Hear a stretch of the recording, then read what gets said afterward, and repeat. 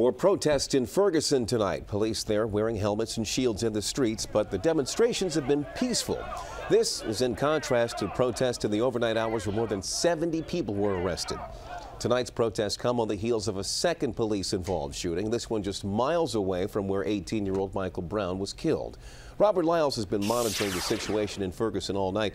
He's now live in our newsroom. Robert, what's the latest this hour? Well, Leon, just as you mentioned, demonstrators are back on Ferguson streets tonight, but this is the first in 10 nights that we can report no unrest after dark. However, there has been another fatal officer-involved shooting, so police are back on the streets, and this time they're on heightened alert.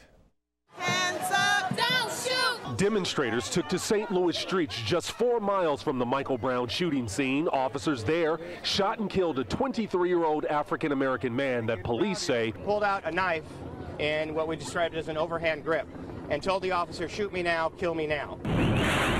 This was Ferguson last night, another violent clash between police and demonstrators. Police say it's largely being stirred up by outsiders. There is a dangerous dynamic in the night.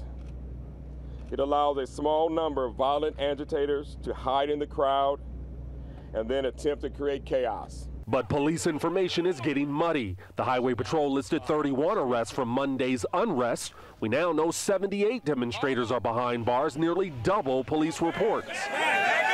Darren Wilson, the officer who shot the 18-year-old 6 times, according to the autopsy, is now in hiding. Still, a grand jury will likely start hearing evidence tomorrow, just as Attorney General Eric Holder arrives in Ferguson. Sending in the top law enforcement official in the country shows that there's some seriousness on the part of the administration in resolving the issue. Michael Brown's mother fears it's all overshadowing the shooting death of her son. We have to remain focused and we have to remain strong, and the violence needs to stop. Now at this hour, we know that 2 St. Louis police officers shot and killed that man earlier today. Both are now on administrative leave. Meanwhile, Michael Brown's family has planned his funeral. It is scheduled for Monday morning. The family says it will be open to the public.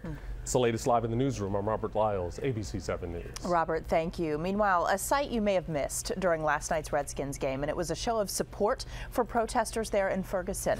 11 players emerged from the stadium tunnel Monday night with their hands raised and their palms forward. Safety Ryan Clark says Michael Brown, in his words, could have been any one of us.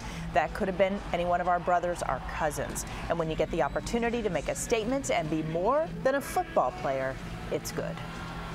Stay with ABC 7 and WJLA.com for complete coverage of the Ferguson protest, and you can also get updates on our social media pages.